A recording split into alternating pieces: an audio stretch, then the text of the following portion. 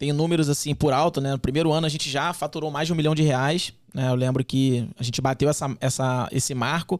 Segundo ano, acho que bateu uns 4 milhões. Depois disso, 6 milhões. Esse ano a gente está beirando aí os 10 milhões, né? Não vai chegar nos 10 ainda esse ano, mas no ano que vem com certeza. Mas esse ano a gente deve ficar ali entre 7 e 8 milhões de faturamento com todos os negócios, né, que estão dentro do nosso grupo. Cara, mas eu atribuo muito esse resultado a você olhar para os seus pontos fortes e se juntar com pessoas que tenham pontos fortes complementares aos seus e entender, né, que todo mundo tem ponto para melhorar.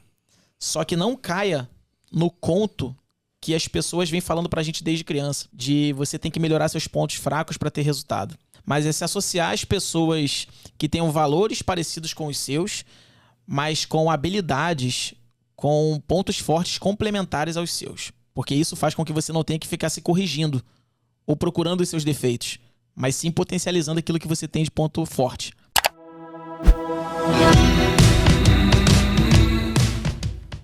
Sejam todos muito bem-vindos a mais um episódio do nosso Profadcast, o podcast para você que quer chegar na sua independência financeira. Aqui nós discutimos as principais estratégias, seja de investimento, crescimento de renda, empreendedorismo, e nós estamos com mais um Papo com o Milionário. Hoje, com maior orgulho, vou trazer aqui grande Diego Rangel, que é empresário, cofundador da agência FAD, uma edtech na área de empreendedorismo digital. Diegão, seja muito bem-vindo ao Profadcast. Muito bom ter você aqui. Cara, prazer esse convite, né?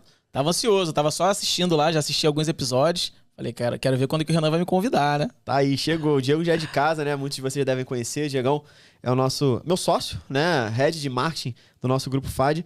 E ele que aí, cofundador da agência FAD nessa área de empreendedorismo digital. A gente vai falar um pouquinho dessa parte, mas hoje a gente tá aqui para hackear a tua mente, né, Diego? Então, você já participou aqui como entrevistando outras pessoas e tal, até dando algumas dicas sobre marketing digital, mas hoje eu quero entender um pouco do teu modelo mental, porque eu aprendo muito contigo e a tua história realmente é uma história de tirar o chapéu.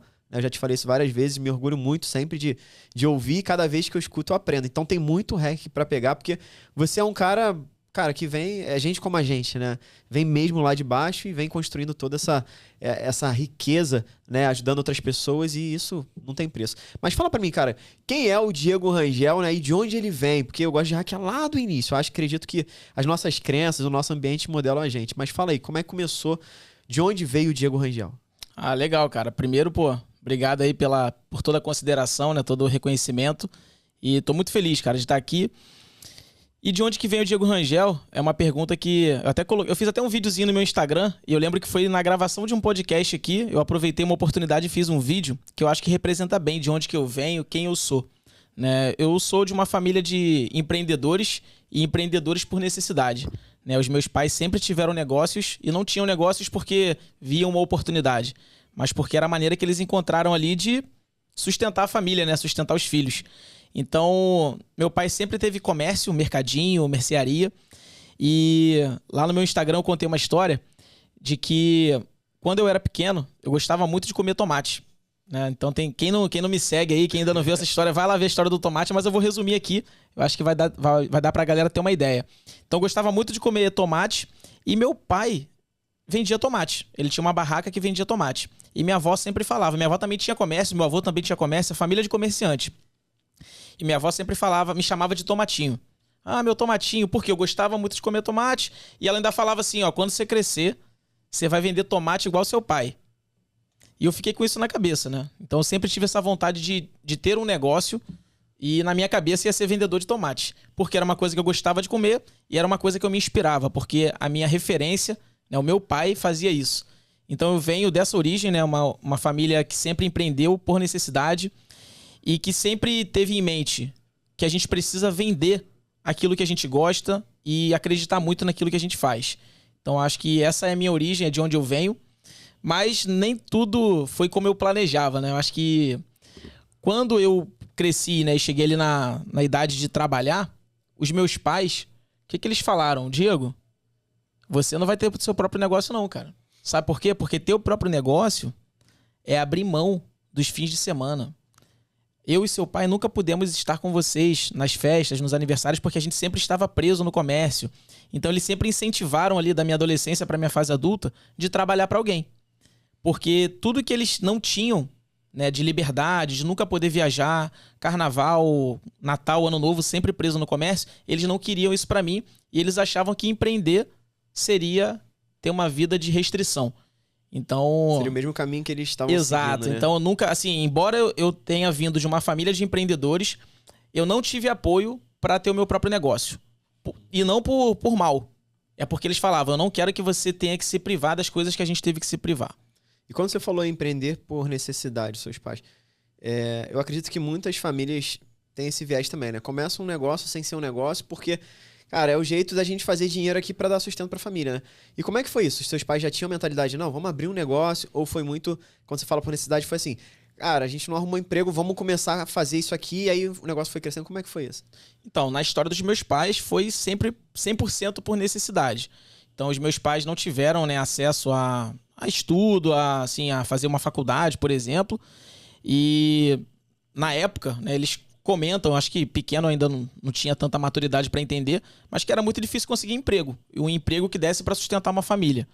Então, o que dava para fazer? Cara, vamos pegar alguma coisa para vender. E eles sempre foram muito bons, né? Em vender, ir pra rua, em ter coragem de enfrentar o que precisava ser feito, né? Então era 100% por necessidade, cara. E a realidade eu acho que até hoje, assim, no Brasil, se a gente for olhar, né? Eu já vi alguns estudos, algumas estatísticas, a maioria das empresas, elas abrem muito mais por necessidade do que por uma oportunidade. Isso é bacana, porque quando você tá num perrengue ali, é uma oportunidade que aparece, né? Cara, eu não tenho emprego, eu tenho que sustentar a galera, tenho que sustentar as crianças, vou abrir o negócio. Só que isso também tem alguns, não diria problemas, né? Mas a gente tem que ter alguns cuidados quando a gente empreende por necessidade. Legal. E aí seus pais, eles pensaram, cara, a gente não é uma vida que eu tô curtindo levar, né? Essa necessidade, eu não quero isso pros meus filhos. E como é que você recebeu isso? Você tinha quantos anos, mais ou menos? Cara, eu devia ter ali 15 para 16, né? Pensando em o que eu vou fazer da vida. E aí, cara, eu ouvi meus pais, né? Eu sempre fui um menino muito obediente, né? E aí eu fui estudar. E aí eu fui fazer faculdade. E o meu sonho era pegar ônibus para trabalhar numa empresa que fosse na cidade vizinha, que era em Niterói. Então eu morava em São Gonçalo. E aí o meu sonho passou a ser a pessoa que pegava o ônibus todos os dias para ir trabalhar em Niterói, trabalhar no Rio, porque essa pessoa era a representação de sucesso para mim. Porque essa pessoa não trabalhava sábado e domingo, e os meus pais trabalhavam todos os sábados e domingos. Essas pessoas que pegavam o ônibus, elas ficavam em casa no feriado, elas tinham carnaval, elas podiam ir no aniversário dos filhos e dos coleguinhas dos filhos para levar ali as crianças, e os meus pais não podiam. Então, para mim, era essa dualidade. Empreendedor, na época, essa palavra nem estava tão na moda, né? Era dono do próprio negócio e tudo mais. O dono do próprio negócio não tem vida, não tem tempo, tá preso no comércio. E a pessoa que trabalha para alguém, essa sim tem férias. Porra, tem 30 dias no ano que você não vai precisar trabalhar, cara. Você tem fim de semana, você tem feriado. Então, o drive que foi instalado na minha cabeça ali cara, seja funcionário, trabalhe para alguém, que esse é o melhor caminho. Esse é o caminho que vai te dar mais liberdade. Olha que engraçado. Esse era o caminho que aparentemente, né, para os meus pais e para mim também na época era o caminho da liberdade. Interessante, né? Porque você vem de pais que já são empreendedores. E aí a criança que eles colocaram pra você, dono do próprio negócio, não tem vida. Tudo depende do ponto de vista, né? Porque eles não tinham vida.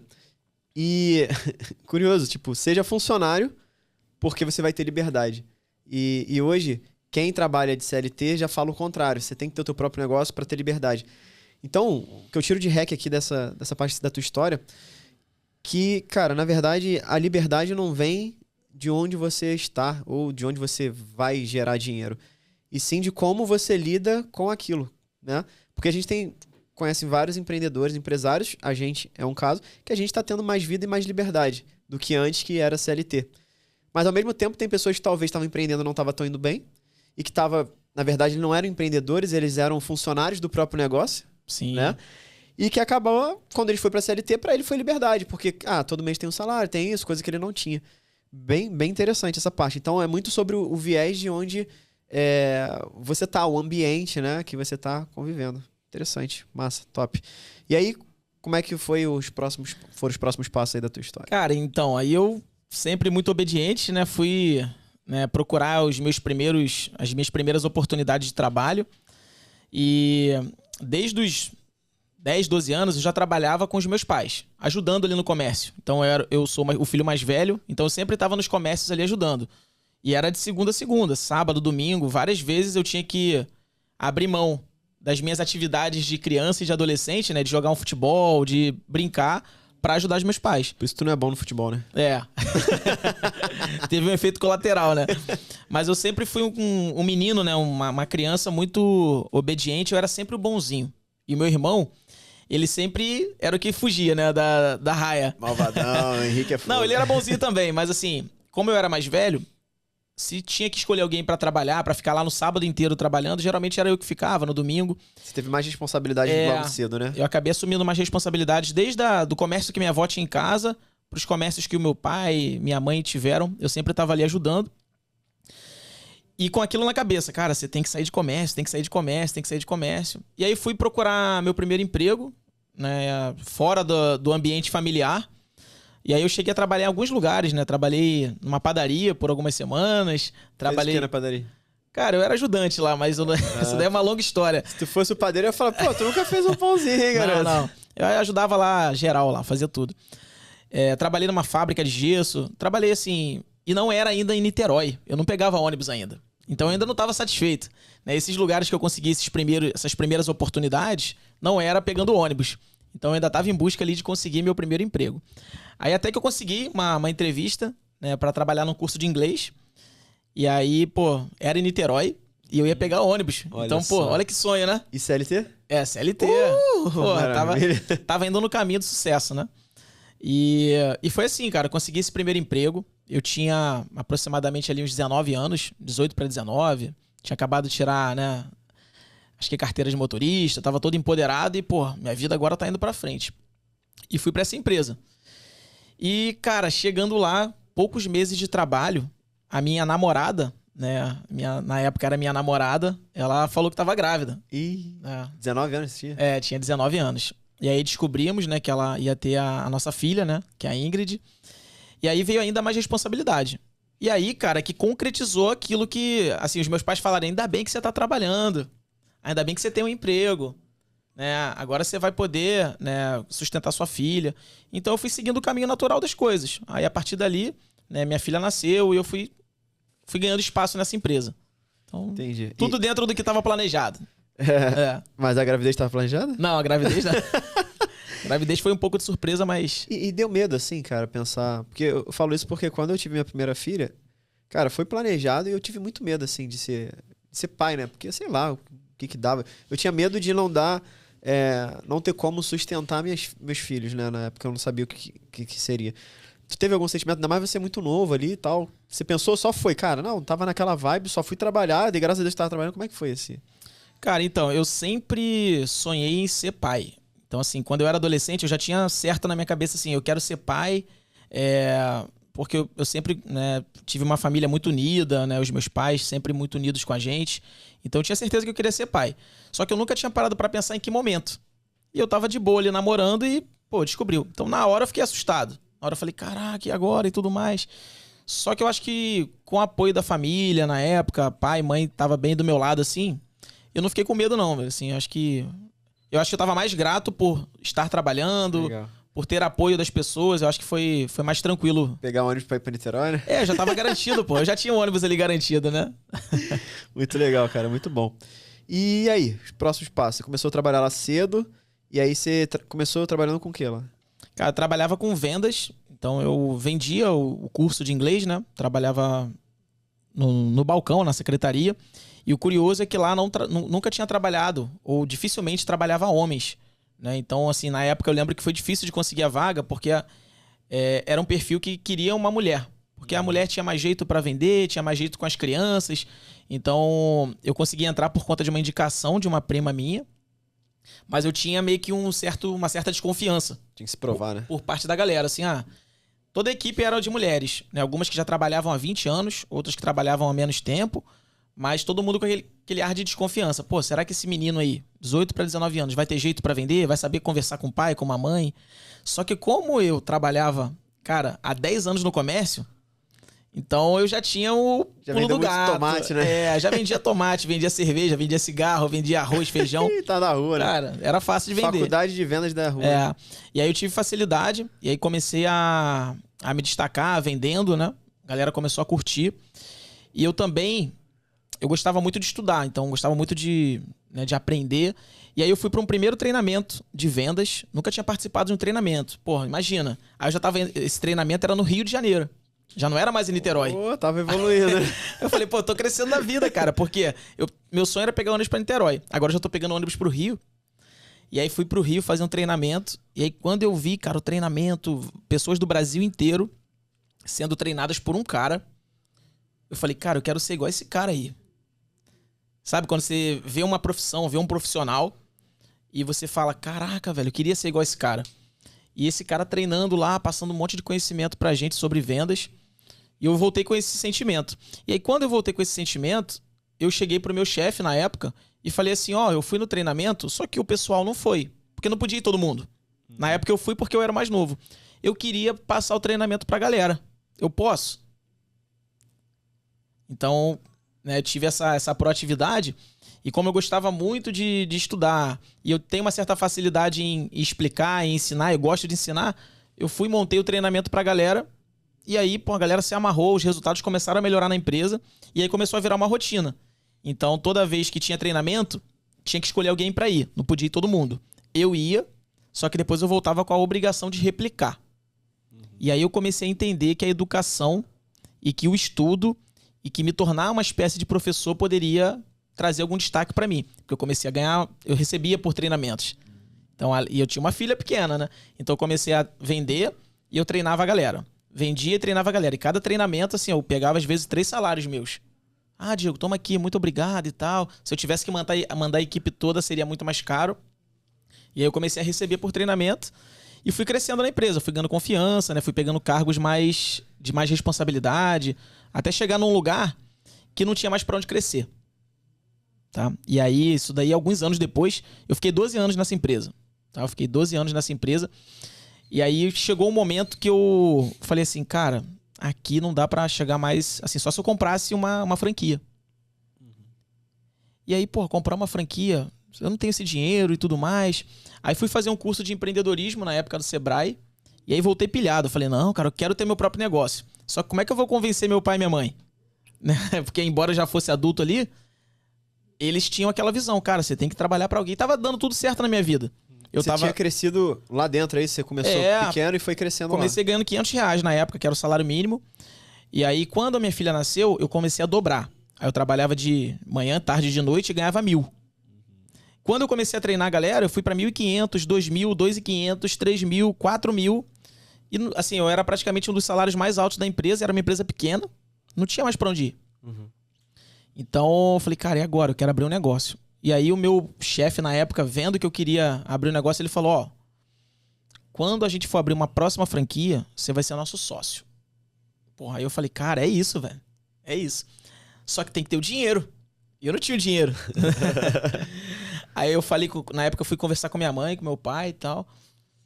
Aí minha mãe falou, ó, Diego, eu tenho uma casa aqui que tá alugada, mas se for pra abrir um negócio, já que é seu sonho e tal, cara, a gente vende essa casa aí e entra. Aí beleza, eu fiquei nessa expectativa.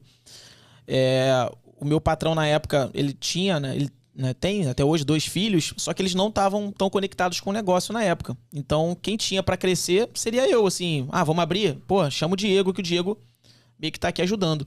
Só que aí algumas coisas mudaram, a filha dele começou a fazer parte do negócio, e quando foi abrir a próxima franquia, aquele plano inicial ali, pô, Diego, você que é o número 1, né? O próximo da vez é você, não foi bem assim. E aí essa franquia foi pra filha dele. Na época ele até conversou comigo, ele falou, você quer entrar junto? Porque vai ser dela. Mas uma outra, depois dessa, aí vai ser a sua. Aí eu, cara, naquela hora eu falei, eu acho que aqui não tem mais espaço pra eu abrir um negócio, não. Tem espaço pra eu continuar trabalhando. E aí eu comecei a procurar, cara. Eu já tinha convencido os meus pais, né, de que eu iria sair do trabalho e que eu queria abrir um negócio pra mim. Eles começaram a perceber também lá na empresa. E assim, eu gostava muito de trabalhar com a galera, mas eu queria ter meu próprio negócio, cara. Eu comecei a ver que financeiramente não traria a liberdade que eu queria. E começou a impactar também na liberdade geográfica, de... Aquele lance que meu pai e minha mãe tinham me prometido, né? Você vai ter liberdade e tudo. Não era bem assim. Eu tava em casa domingo, mas eu trabalhava sábado. Se eu quisesse fazer alguma coisa quarta-feira, se eu quisesse fazer um treinamento, se eu quisesse ir na escola da minha filha para ver a apresentação do Dia dos Pais, eu não podia participar. E aí começou a me incomodar e eu falei, cara, eu preciso abrir um negócio. Top. Tem alguns hacks aqui, eu acho que antes da gente dar continuidade, que, porra, incrível. Muita coisa aqui pra gente hackear essa mente aí. Primeiro, cara, você lá assumiu a responsabilidade desde cedo, né? Quando você já vendia, ajudava seus pais e tal. Então acho que isso começou a te forjar, né? Como esse cara, tipo, um paizão, né? Que abraça todo mundo e tudo mais. Então acho que isso aqui foi muito massa lá da tua infância. E depois, uma coisa interessante que você falou. Cara, eu vi lá o treinamento do cara. E aí tem 2 pontos que eu acho não, tenho certeza que é um hack que todo milionário que senta aqui fala. Ele se inspira e se espelha. O que significa, né? Você olhou o cara e falou, pô, eu quero ser que nem ele.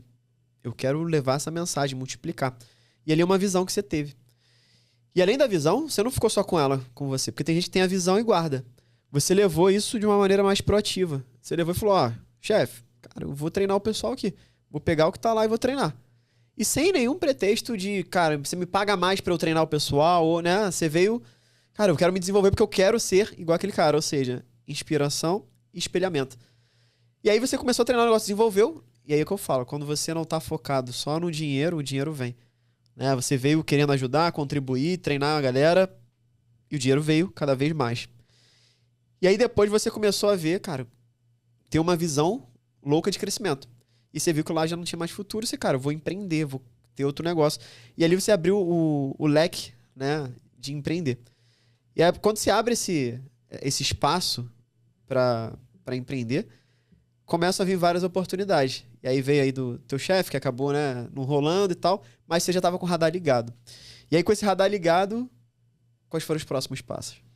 Cara, então, desse primeiro ponto que você falou, né, desse background lá, desde os meus pais, dos meus avós, desde pequenininho, né, a minha avó, ela era analfabeta, então ela tinha um comércio em casa, só que eu que anotava todos os fiados, né? Então, assim, desde, cara, eu lembro que eu tava alfabetizando, assim, praticamente 6, 7 anos, a minha avó me chamava, Diego, olha que lindinho, ele já sabe escrever, ele que anota pra mim. E aí o fulano lá, o seu Osvaldo, comprava lá um Guaraná, eu escrevia lá, seu Osvaldo, um Guaraná. Aí eu tava lá brincando na rua, Diego, aqui, anota pra mim. Chegava o caminhão pra entregar as bebidas pra ela, eu que conferia a nota fiscal. Diego, vem cá, confere aqui pra mim. Aí eu olhava, 10 caixas de Antártica. 10 caixas? Ah, uma, duas, eu conferia. Então assim, desde pequeno, e o que eu ganhava com isso? Eu ganhava tapinha nas costas da minha avó e dos outros adultos. Caramba, tão pequenininho, já tá desenrolado, tão pequenininho, já ajuda a avó. É isso aí, parabéns. Então, eu acredito muito que as nossas circunstâncias, né, na infância, na adolescência, elas vão forjando o nosso caráter e as nossas principais habilidades, nossos pontos fortes. Por que eu tô falando isso? Porque hoje, olhando para trás, eu consigo ver que esse é o meu perfil de profissional até hoje. De ser sempre aquele que tá disposto a ajudar, que sempre tá em busca de agradar o time, agradar o chefe, agradar aquela pessoa. E eu aprendi desde pequeno a sempre dizer sim para ajudar alguém. Porque quem me pedia ajuda era minha avó, era meu pai, era minha mãe, o meu avô. Então, em todo lugar que eu fui trabalhar depois, eu acho que essa foi uma característica que fez eu, né, crescer e construir negócios que tem resultado. Eu sempre sou o cara que... A galera brinca, né? Você, inclusive, já viu várias vezes. Eu sou o cara que eu sou o golfinho, né? Tem um exercício, né, que a gente faz um teste comportamental. E aí o golfinho é aquele que diz sim pra todo mundo. É aquele que, quando todo mundo tá no perrengue, sabe que, pede pro Diego que o Diego vem aqui e ajuda. Só que isso vem sendo construído desde lá muito, muito cedo. E eu acho que usar isso lá nesse trabalho que eu fui lá no curso de inglês, que me deu destaque para crescer. Eu lembro que uma vez o meu patrão falou assim, cara, você vai muito longe. Me deu umas palavras assim e tal, tinha feito alguma coisa bacana. E falou, você vai muito longe, sabe por quê? Porque você é polivalente. Você sabe o que é polivalente? Eu falei, não. É um xingamento? Eu nem sabia. Eu falei, o que é isso? Ele falou, não, polivalente. Aí ele foi me explicando. Esse cara forjou muito assim a minha mentalidade, né, de empresário. Eu sou muito grato a ele. Ele falou, cara, um jogador de futebol polivalente é aquele que joga bem em todas as funções. Um funcionário polivalente é aquele que você pede qualquer coisa pra ele, troca a lâmpada, faz uma venda, vai ali no banco, vai na sala de aula lá que deu problema. Esse cara é você. E aí eu falei, porra, que legal. E eu continuei sendo aquilo. Só que eu continuei sendo aquilo porque desde pequeno eu fui desenvolvendo esse ponto forte mesmo sem saber. Então, eu acho que o grande lance, né, pra gente ter resultado é a gente entender quais foram as circunstâncias que aconteceram na nossa infância e adolescência, geraram algum ponto forte pra gente. E até, às vezes, é uma coisa de dificuldade, porque na época eu não gostava, assim, eu tava jogando bola, às vezes, velho. Tava soltando com a FIFA. Sim. Na época era meio assim, pô, caraca, tem que ir lá, né? E eu conheço muita gente que, na infância, por exemplo, teve que ensinar os irmãos o dever de casa. Só que essa pessoa hoje é excelente ensinando, é um excelente professor. Então eu acho que todo mundo tem alguma coisa no seu passado que forjou um ponto forte, e quando você entende que esse ponto forte pode ser usado hoje no seu emprego ou no seu negócio, eu acho que é aí que tá o X da questão. Uau. Cara, essa frase que tu falou aí, acabasse agora, já tava ganho o podcast. Que top, cara. E olha que coisa interessante, né? Eu tava aqui pensando, você falou, eu fui lá e tal, te forjou, trouxe alguns valores legais, mas ao mesmo tempo você acabou falando, o que eu ganhava era um tapinha nas costas, porque na época, criança não tá pensando muito nisso. E aí vem uma pegada, você tem filho, eu tenho filha também, e eu fico pensando sempre como que eu trabalho, porque eu também não venho, né, de perfil empreendedor que a gente fala de sucesso, né, e tal, você já veio, mas era a versão, né, teus pais não queriam isso. Mas o contrário, eu quero colocar essa mentalidade para as minhas filhas, né? Ela vai fazer o que ela quiser, mas, tipo, quando ela fala, eu não trago uma visão de, não, você tem que trabalhar, ter um bom emprego, passar num concurso, quero que eu recebi dos meus pais. Eu falo, filha, você vai ter que estudar. Tem que estudar para qualquer coisa, para ter o seu próprio negócio, para ajudar outras pessoas. É isso que eu falo para ela. E quando você falou ganhar tapa nas costas, eu fiquei pensando, vamos supor que a gente tem um negócio agora. Aí a tua filha te ajude com alguma coisa do negócio. O que você pensa, assim, cara? É legal, tipo, remunerar ela e falar assim, cara, por isso aqui que você fez, tá aqui. Pra talvez forjar o pensamento dela. Você fez e, cara, sem você me pedir nada, tá aqui, você agregou valor pra mim, por isso eu tô te pagando, algo do tipo. Ou não, que pode ser uma coisa mais distorcida, vai pensar que só tudo é por dinheiro. Eu fiquei com essa dúvida que você falou, né? E é uma dúvida que eu quero aprender mesmo. O que você pensa sobre isso aí? Cara, eu acho que depende um pouco da idade, né? Eu acho que... Assim, a minha filha, hoje, ela tem 14 anos. Então, ela já tem um entendimento, né, bem mais avançado do que eu quando tinha 6, 7 anos, talvez. Mas eu acho que, de uma maneira geral, cara, a minha opinião sobre isso é que mostrar pra criança que tá fazendo alguma coisa ali pra ajudar os pais, os avós, né? Ou, no nosso caso, ajudando a gente ali no nosso negócio. Mostrar qual que é a importância daquele trabalho que ela tá fazendo pra gente e o quanto a gente valoriza, né? Ela tá fazendo aquilo dali pra gente... Eu acho que pra mim foi o que mais virou jogo. Porque eu lembro que às vezes meu pai me dava um dinheiro, a minha avó também me dava um dinheiro. Mas o que mais me marcou e o que mais me moldou a ser uma pessoa hoje que sempre tá disposta a ajudar o outro, que sempre quer fazer o melhor, que sempre quer entregar mais, foi o reconhecimento que eu recebia deles. Eu acho que se eu tivesse recebido 3 vezes mais dinheiro na época e 0 reconhecimento, talvez não tinha me moldado com esse ponto forte que eu tenho hoje. De ser uma pessoa... que tá disposta, cara, a fazer o que for necessário pra ajudar o outro, pra ajudar a pessoa da equipe, pra ajudar um cliente, pra ajudar o negócio a dar certo, sabe? Eu acho que a gente, como pai, a gente precisa reconhecer, valorizar a atividade que o seu filho tá fazendo ali pra te ajudar. E o reconhecimento pode ser com uma grana, eu acho que não tem problema nenhum, mas eu acho que o mais importante é falar, filho, caramba, que incrível que você fez. Pô, você é uma boa menina. Caramba, que legal. E assim, todo ponto forte, ele pode ser que traga um efeito colateral, que pode ser um ponto fraco, tá? E eu consigo ver muito isso em mim hoje. O meu ponto fraco, por exemplo, é exatamente ser o meu ponto forte. Diego é o cara que diz sim pra tudo. Diego é o cara que... Dizia. Diego agora é o tubarão. Golfinho virou tubarão, filho. Golfinho virou tubarão. Tá virando. Mas assim, até pra gente pensar nos nossos filhos, né? Nossos filhos aqui, os meus filhos e os seus, tá? Que a gente não tem filhos junto não, que senão... É sócio, mas a gente não transa não, né? Não, isso que a gente fala. Sociedade é casamento sem sexo. Essa parada aí. Qual que foi o lance? Em algum momento da minha carreira, eu vi que eu tava dizendo tanto sim, tava tão disposto a ajudar, que às vezes isso me fazia um pouco mal, assim. Eu não me colocava em primeiro lugar. Nunca. Dizia não pra você, né? Eu tava dizendo muito não pra mim. Mas eu acredito... E assim, por vezes eu questionei. Eu falei, cara, será que eu tenho que ser o cara que tem que dizer não, então, pra todo mundo? Já que dizer sim tá errado e tá me doendo isso, tá fazendo mal, então eu tenho que ser o cara que diz não, né? E até tentei. Só que não é assim. Porque o meu ponto forte é exatamente esse. É ajudar as pessoas a não pensar, pô, se eu vou ganhar alguma coisa em troca. Esse é o meu ponto forte. Só que isso revela um ponto fraco. Só que a gente vive numa cultura hoje, né, desde a escola até nos negócios, a sempre tentar corrigir o nosso ponto fraco e não explorar o nosso ponto forte. Na escola, se você vai mal em matemática e vai bem em todas as outras matérias, qual que é a matéria que você tem que ficar estudando o tempo todo? A matéria que você foi mal. Se você é um empreendedor e tem um negócio, e o teu negócio, sei lá, tá com algum problema de organização de caixa, você não tá conseguindo se organizar ali, você fica se culpando e às vezes, né, tentando fazer cursos e mais cursos para aprender a organizar o caixa.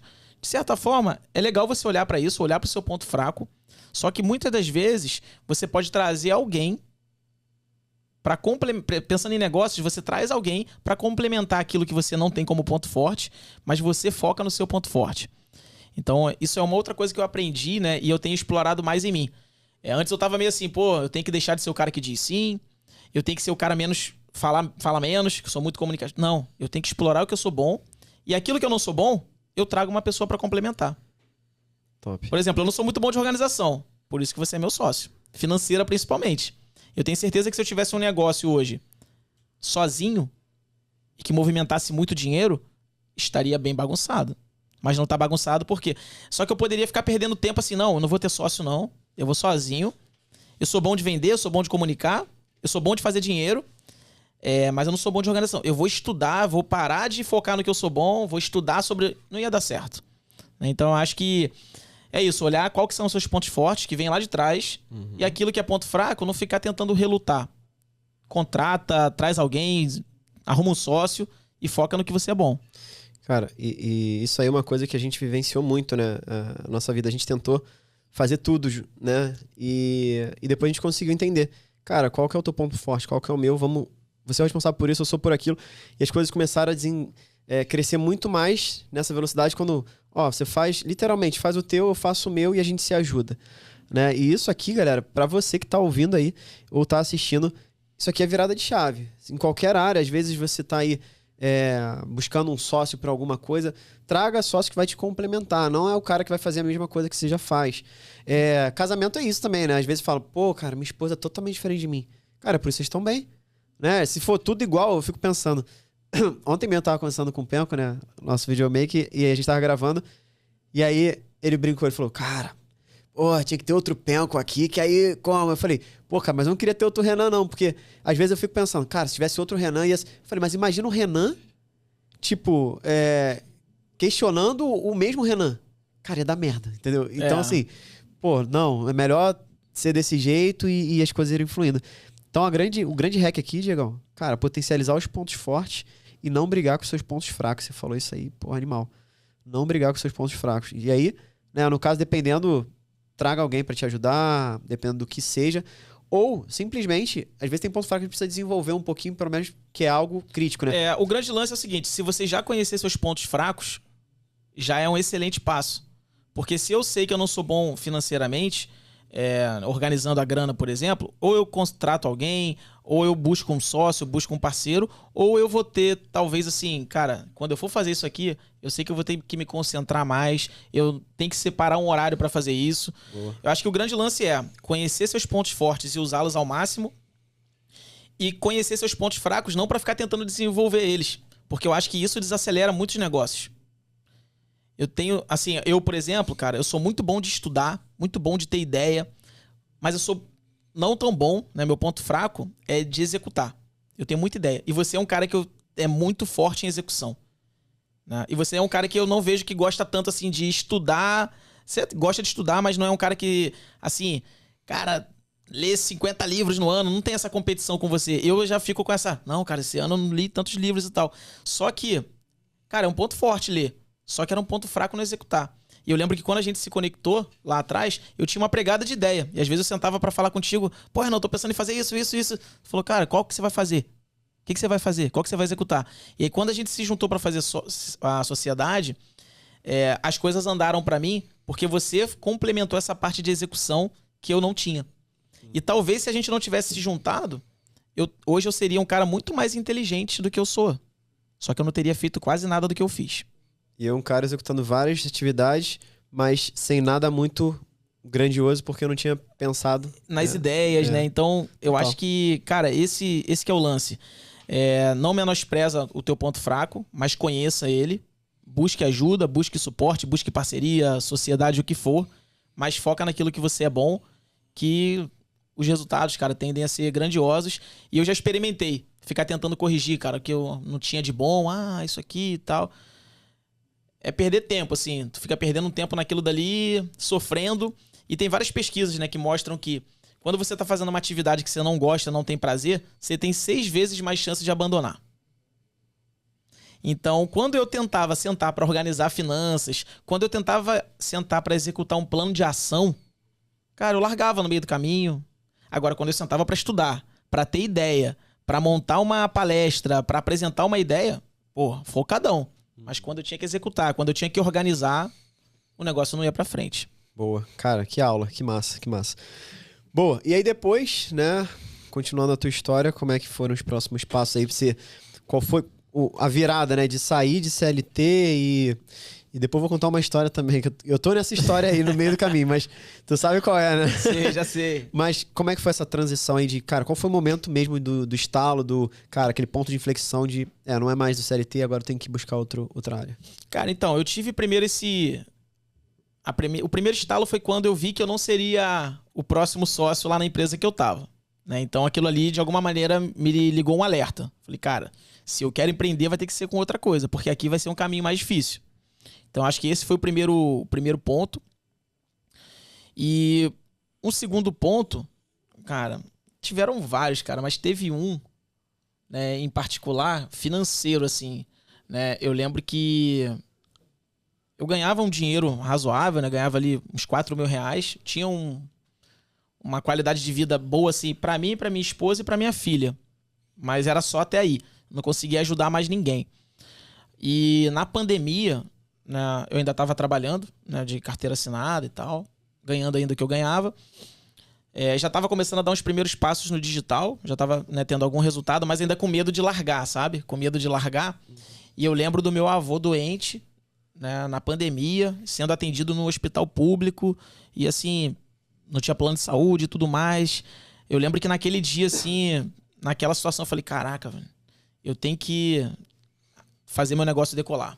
Eu tenho que construir meu negócio porque eu preciso mudar a realidade financeira da minha família.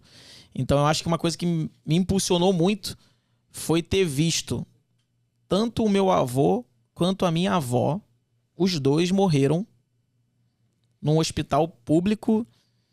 E assim, não é uma crítica às pessoas que estavam lá, mas ao sistema como um todo, né? Assim, meu avô, eu lembro, eu tava com ele, né? No final da vida dele, no corredor, assim, sem nenhum médico perto, sem nenhum enfermeiro perto, numa maca, eu e ele. E os últimos minutos dele, ele tava ali. E eu pensando assim, eu falei, cara... E eu tenho uma outra avó, né? Então tem esse casal, né? Que esses dois faleceram já. Mas eu tenho uma outra avó que ela tem um plano de saúde. Por conta do meu avô, que já morreu também, deixou pra ela. Não é nem porque ela consegue pagar também. Cara, e essa minha avó, ela tá viva, né? Vai fazer 92 anos. 91 anos, na verdade. Ela tem plano de saúde e ela já ficou internada várias vezes. E ela foi internada, mas quando a gente ia visitar, todo aquele cuidado, um monte de médico, aquele quarto particular e tal. E quando eu vivi essas duas realidades, com meu avô e com minha avó, e eu perdi eles dois, falei, caraca, velho, eu preciso mudar a realidade. Eu não consegui mudar dos meus avós, mas do meu pai e da minha mãe eu quero mudar. Eu não quero perdê-los. Assim, a gente sabe que vai perder as pessoas que a gente ama em algum momento. Mas quando você vê que você perdeu por também, né? É claro que a vontade de Deus, eu acredito muito nisso. Mas ficou aquele sentimento assim, se eu tivesse como ajudá-los, se eles estivessem num hospital com mais suporte, talvez eles teriam vivido mais tempo comigo. E aí eu acho que ali eu falei, cara, não faz mais sentido continuar trabalhando. eu tenho um dinheiro guardado, né? Eu já te conhecia, a gente já trocava ideia, a gente já fazia algumas coisas juntas, né? Não tinha agência ainda, eu acho. Não tinha a nossa empresa, mas já trocava algumas experiências. Eu já tinha meu colchão de emergência, né? Na época você me orientou, Diego, junta aí 12 meses do teu salário antes de fazer qualquer coisa. Já tinha meu colchão, e aí naquele momento eu pedi demissão e alguns meses depois a gente abriu a empresa junto. Então assim, eu acho que o que mais mexeu comigo foi essa questão financeira e da falta. Não era nem assim, cara, eu quero empreender porque eu quero ser multimilionário. Eu quero empreender porque eu quero ter recurso para ninguém mais da minha família morrer por falta de recurso, ou por falta de atendimento, ou por não ter ali um suporte na hora que mais precisa, sabe? Nossa, pô, forte, né? Porque é o que te moveu, né? Às vezes, até o que teu pai falou, não, você vai ficar aqui porque a gente quer o melhor pra você, tem que arrumar um emprego, não vai empreender, porque era a realidade deles, mas quando você muda a tua realidade pra ajudar eles, é outra parada, Sim. né? É outro gancho. Então, só tem 2 pontos pra gente mudar, na dor ou no prazer. Mudar no prazer é muito difícil. Se tu não tivesse vivenciado essa realidade, por exemplo, se tua avô tivesse morrido do nada em casa, tu não ia vivenciar isso e talvez você ainda continuaria no CLT fazendo uns bicos de digital, né? Porque, não, aqui é mais certo e tal. E aí, a partir desse momento, você colocou que não tinha mais opção, né? Tipo, você pulou, né? Jogou o chapéu do outro lado e foi. E... Enfim, e hoje, né, tem dado muito certo a tua vida. E fala um pouquinho, então, dessa virada de chave de você CLT para você empreendedor, empresário hoje, né? Então, eu já me sentia muito empresário, cara, porque eu era um intraempreendedor, né? Assim, lá na empresa que eu trabalhava, como eu te falei, eu fui assumindo responsabilidades, então eu que definia as metas, né, semestrais, junto com o dono, é claro, mas eu que trazia as sugestões, eu que elaborava a meta individual para o time, faturamento. Então já estava muito... Já fazia alguns cursos de empreendedorismo. Então, quando eu fui empreender, eu já estava preparado. E eu comecei a me preparar ainda mais. Fiz faculdade de administração também. Falei, cara, eu vou fazer a faculdade de administração porque eu quero ter meu negócio e tal. Achando que lá na faculdade eu ia aprender. Acabou que na faculdade eu não aprendi tanta coisa, mas eu conheci professores que mudaram muito a minha cabeça. Mas o conteúdo da faculdade em si era muito pra você ser um funcionário de alguém. Ser um gestor, né? Ser o gestor de uma empresa. Só que você acaba até se preparando pra ter os seus próprios gestores depois, né? Sim. Então foi massa. Boa. E aí, cara, quando eu eu me sentia preparado, apareceu a oportunidade, né, de trabalhar no digital, né, que tinha uma barreira de entrada baixa, né, precisava de um baixo investimento. Né, na época que a gente abriu a empresa, se eu não me engano, a gente precisou de R$80 mil. Que não é tão baixo assim, né? Mas eu tinha esse dinheiro porque eu já tinha produtividade financeira, né? Eu lembro que eu acho que eu botei 40 mil, você 40 mil reais, nem sei se podia falar esses números aí, mas... Não, foi 50-50, isso aí. A gente começou 50 mil? Então a gente começou ali com cada um 50 mil reais e fomos em busca dos primeiros clientes, cara. E aí eu já tinha expertise porque eu vinha fazendo uns freelancers ali, né? Fazia pra você, fazia pra outras pessoas. E foi só sucesso, cara. Eu acho que juntou aquele meu perfil de dar o melhor que eu tenho, de dizer sim e agarrar a oportunidade, e juntou com a tua facilidade em executar, né, essa alta dominância que você tem. Não, Diego, vambora, vamos fazer, cara. Não deixa pra depois, não. Eu sempre querendo me preparar mais. E você sempre, não, Diego, vambora. Eu lembro que teve até uma conversa que eu falei assim, pô, Renan, não sei se a gente abre empresa ou não. Falou, se você não abrir, eu vou abrir sozinho então. Falei, não, então vamos abrir. Então vambora. Rapaz, foi difícil aí, ó. Foi mais fácil pedir minha esposa em casamento do que o Diego como sócio, cara. Porque ele ficava me enrolando. Não, eu quero, mas tô com medo. Não. Eu queria mais conhecimento. Rapaz, ele falou, tem que me preparar mais, tem que não sei o quê. Eu falei, cara, ou vai ou não vai, né? Ou vai ou não vai. Foi igual a mulher quando o cara tá enrolando muito, né? Se tu não for, eu vou com o outro, irmão. Sim. Mais massa. Cara, e aí, primeiro ano, né? Tem números assim por alto, né? No primeiro ano a gente já faturou mais de R$1 milhão, né? Eu lembro que a gente bateu esse marco. Segundo ano, acho que bateu uns 4 milhões, né? Depois disso, 6 milhões. Esse ano a gente tá beirando aí os 10 milhões, né? Não vai chegar nos 10 ainda esse ano, mas no ano que vem com certeza. Mas esse ano a gente deve ficar ali entre 7 e 8 milhões de faturamento com todos os negócios, né, que estão dentro do nosso grupo, né? Então... Foi isso, cara, mas eu atribuo muito esse resultado a isso, a você olhar para os seus pontos fortes e se juntar com pessoas que tenham pontos fortes complementares aos seus e entender, né, que todo mundo tem ponto para melhorar. Só que não caia no conto que as pessoas vêm falando pra gente desde criança, de você tem que melhorar seus pontos fracos para ter resultado. Se a gente for observar, cara, nos filmes, nas histórias, a nossa sociedade sempre valoriza a pessoa que se esforçou demais e que teve que aperfeiçoar os pontos fracos para vencer. Você pegar o filme de jogador de futebol americano, geralmente o personagem principal é o cara que não tinha nenhuma habilidade, era o cara que era roupeiro, e aí ele se dedica, ele não sabia tanto, não era um bom jogador, mas ele vai, corre atrás, e ele não tem oportunidade, mas ele é muito ruim naquilo que ele faz, até que um dia ele vai lá, tem uma oportunidade e faz o gol da vitória. Só que não mostra, no filme, por exemplo, um cara que já é muito bom como jogador e que se dedica também e que tem muito mais resultado do que esse cara que não tinha nenhuma habilidade e que se dedicou, superou um monte de coisa para ter uma pequena vitória. Até a jornada do herói, né? A maioria dos filmes. O cara tá ali, o cara se ferra todo, tem que se estripar todo para no final ter uma vitória. Só que eu acredito que é muito mais fácil você olhar para aquilo que você é bom, aperfeiçoar aquilo ali que você já é bom e com certeza vai ter muito mais resultado e não precisa ser tão sofrido. Só que a gente acha que, não, cara, tem que ver o que eu sou ruim. Deixa eu ver aqui. O que eu sou pior fazendo? Não, eu vou estudar aqui que eu vou melhorar, aqui que eu vou me desenvolver, que é aqui que eu vou criar um negócio.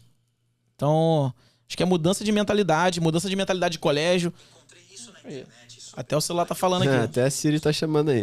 Essa mudança de mentalidade de colégio, né? De ficar punindo ou ficar olhando para aquilo que não funciona e tentar consertar. Boa.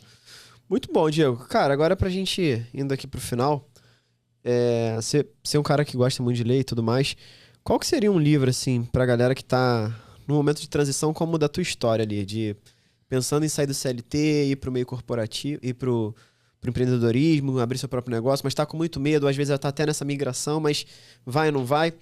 Qual a recomendação de um livro que você acha que virou a chave? Não necessariamente fale de empreendedorismo, mas que você lembre que naquele momento, cara, te ajudou muito, ou se você tivesse lido, você leu depois, mas se você tivesse lido naquele momento, iria te ajudar ainda mais. Cara, então, eu vou falar um livro que é meio... Acho que ninguém vai falar desse livro, né? Ninguém vai falar sobre empreendedorismo, porque não é um livro sobre empreendedorismo, é um livro sobre filosofia. E os livros que mais mudaram a minha vida foram livros de filósofos ou de filosofia. E não é papo não é viagem, né? Mas inclusive foi o primeiro livro que eu li. Então eu acho que ele mudou a minha história, né? A minha jornada, pela qualidade do livro e por ter sido um livro tão bom como o primeiro, que me fez me apaixonar por leitura e fala, cara, tem muita riqueza nesses papéis aqui, deixa eu ler mais, né? Boa. Que foi o do Mário Sérgio Cortella, né? Que é um filósofo brasileiro, professor brasileiro, que é o Qual é a Tua Obra? O nome desse livro. Foi o primeiro livro que eu li por inteiro na minha vida, e eu já era adulto, tá? Então eu já tinha ali uns 18 para 19 anos. E foi um professor, né, que me indicou, professor Pajé. O apelido do cara o apelido do cara. Professor Pajé, cara. Um dos melhores professores que eu já tive de administração. E foi olha como é que foi. Eu falei assim, professor, cara, você é um professor muito bom. Pô, te admiro pra caramba. Como que eu faço pra ficar igual a você? Eu perguntei isso pra ele. E lembra que quando eu vi aquele cara dando um treinamento lá atrás, eu falei que eu queria ser igual aquele cara? Eu lembro que eu tava no primeiro semestre da faculdade, quando eu vi esse cara dando aula, eu falei, eu quero ser igual a esse cara.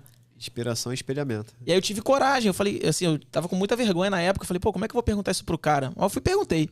Aí ele falou, você quer ser igual a mim? Você tem que ler muito, cara. Eu falei, tem que estudar muito. Eu falei, não, mas eu vou estudar, eu vou ler muito. Mas assim, o que você lê? Onde que você descobriu tudo isso que você sabe? Ele falou, começa por um livro que eu vou te falar. E ele me falou esse livro. Boa. E esse livro mudou pra mim, assim, tudo. Top. Muito bom. E se você fosse listar aí 3 pontos principais da tua jornada toda que você passa pra tua filha, que você passaria pra galera que, assim, fundamental, o mais importante, foca nisso, nisso e nisso. Quais seriam os 3 pontos? Cara, eu acho que a primeira coisa é você valorizar, reconhecer e se orgulhar de onde você veio e aprender com as circunstâncias que você passou, né? Tirar o melhor que você poderia tirar. Então, se você teve uma infância, uma adolescência que seu pai cobrava de você muita disciplina, provavelmente você é uma pessoa muito disciplinada hoje. Só que talvez você esteja olhando para isso como algo ruim, porque na época era ruim. Só que esse é um ponto forte seu. Provavelmente você é muito mais disciplinado do que o Diego, que não trabalhava tanta disciplina, sabe? Então eu acho que a primeira coisa é você olhar pra tua família, olhar pro teu passado, olhar... Ah, cara, eu apanhava muito. Cara, você se tornou provavelmente uma pessoa muito mais resiliente do que uma pessoa que nunca recebeu um tapa. Você se tornou uma pessoa que talvez aprendeu a perdoar. Então eu acho que a primeira coisa é você se conhecer. Quais são seus pontos fortes? E a pista que eu já vou deixar aqui. Olha pra tua infância, pra tua adolescência, pra tua origem familiar. Vê o que você passou de dificuldade e até de coisas boas também, que com certeza tem ouro ali. E se você pegar aquilo dali e colocar nos teus relacionamentos, nos teus negócios, na tua igreja, na tua família, o teu ponto forte, com certeza você vai ter bons resultados e você vai ser reconhecido como uma pessoa de sucesso. Porque você está usando o que você tem de melhor nas áreas da sua vida. Então acho que a primeira coisa é isso. Já falei um monte de coisa aí ao mesmo tempo, Top, né? Pô, mas só isso aqui já... Isso daí já é bastante coisa pra pensar, cara. Mas a primeira coisa é olha pra tua família, cara, olha pro teu passado. Entenda, né, que as pessoas fizeram o melhor que eles podiam por você e aproveite aquilo que tem de melhor da tua história pra usar na tua vida hoje. Acho que a segunda coisa é se associar às pessoas... Eu tô fazendo um resumo, né, do nosso papo. Mas é se associar às pessoas que tenham valores parecidos com os seus, mas com habilidades, com pontos fortes complementares aos seus. Porque isso faz com que você não tenha que ficar se corrigindo ou procurando os seus defeitos, mas sim potencializando aquilo que você tem de ponto forte. Então se rodeie, cara, de pessoas que estejam alinhadas com os seus valores, mas que complementem aquilo que você precisa. E não tô falando aqui, tu tem que empreender, não. Até na tua empresa, se tu quer ter uma equipe vencedora, se você quer ser um funcionário do mês, se você quer aumentar seu salário, se associa as pessoas ali na tua empresa, mesmo que CLT, que tenham esses pontos fortes que você precisa. Tá? Então o segundo passo é formar um time. Boa. Forma um time bom. Terceiro, fechar. Cara, o terceiro pra fechar, eu acho que aí eu vou puxar pro meu lado aqui. Né? Vou puxar pra uma coisa que é um ponto forte meu, que eu sei que não é de todo mundo, mas eu acho que todo mundo pode olhar pra isso, que é a busca incessante por conhecimento. E cada um do teu jeito, cada um do teu modo. Tá? Não tem que ler um monte de livro, não tem que ser o maluco do podcast, não tem que ser o maluco do YouTube ou o maior comprador de cursos. Eu acho que é buscar aquilo que mais funciona pra você, mas o conhecimento mudou a minha vida. Um livro mudou minha vida, um professor mudou minha vida. Acho que o conhecimento... Hoje a gente tem uma empresa, né, uma EdTech de educação. Eu trabalhei 12 anos numa escola de inglês que fala sobre educação. A educação fez com que eu pudesse ajudar a minha avó, que era analfabeta, a tocar o negócio dela. A educação fez eu trazer coisas para os negócios dos meus pais. Eu aprendia no colégio e aplicava no barzinho. Né? Então, acho que é buscar conhecimento e reconhecer os seus mestres, né? Reconhecer seus professores. Inclusive, a gente está gravando aqui, não sei quando que vai sair, mas a gente está gravando no mês dos professores, né?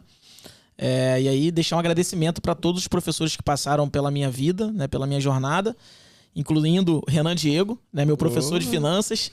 Cara, que, por exemplo, se eu pude sair do emprego... Olha que coisa boba, né? Se eu pude sair do meu emprego para abrir um negócio, e eu tava abrindo um negócio porque eu não queria ver mais ninguém da minha família morrendo num corredor de hospital, foi porque eu tinha um colchão de emergência. E eu aprendi a criar um colchão de emergência com quem? Com o meu professor Renan Diego. Então essa é a importância que um professor pode trazer para a vida de alguém. Né? Entre você decidir mudar de profissão, entre você mudar o futuro da tua família. Então eu acho que é buscar conhecimento e reconhecer seus professores. Top. Aí quer me fazer chorar, irmão. Tamo junto. Cara. Muito bom. Galera, que aula esse podcast, hein? Que aula. Então, ó, aproveita, já deixa o teu like, se inscreve aí no canal. Você que tá assistindo pelo YouTube, se inscreve, compartilha esse podcast para aquela pessoa que você sabe que tá frustrada ali com o CLT, que tá com uma história parecida com a do Diego, para ele se inspirar. E você que tá aí ouvindo no Spotify, não esqueça, segue a gente no Spotify, mas também avalie, tá? Dê 5 estrelas aí, porque isso aí ajuda a gente a subir no ranking aí da top podcast de educação aqui no Spotify, tá bom? Galera, Diegão, como é que a galera te encontra nas redes sociais, cara? Cara, então, lá no Instagram, né, onde eu tô todos os dias respondendo a galera. Então, quem assistir esse podcast, vai lá no Instagram, me manda uma mensagem. É @odiegorangel. Então, tem um O na frente, Diego Rangel. Vai ser um prazer saber que você veio do podcast aqui, do Profadcast. Me manda lá qual que é a sua principal dúvida, seu principal problema, né, ou solução que você está procurando aí para criar teu negócio ou para ter a tal da liberdade que você quer ter, seja no CLT, seja empreendendo. Vai ser um prazer ajudar vocês como um dia alguém me ajudou, né? Boa. Em breve vamos fazer... Esse aqui foi o Papo com o Milionário, né? Pra conhecer um pouco da tua história. Hackear a tua mente. Eu acho que teve bastante coisa aqui. Mas em breve vamos bater um papo, um outro episódio pra gente ajudar a galera como que constrói negócios digitais. Eu acho que é legal, porque a galera faz essa transição e você é o cara que eu conheço que é o mais especialista nessa área, tá? Então, turma, é isso. Um grande abraço pra vocês, ó. Aproveita, se você não deixou o teu like, deixa o teu like, se inscreve no canal. E esse foi mais um Profadcast. Um grande abraço, muita produtividade financeira pra você e até a próxima. Um abraço e bora evoluir!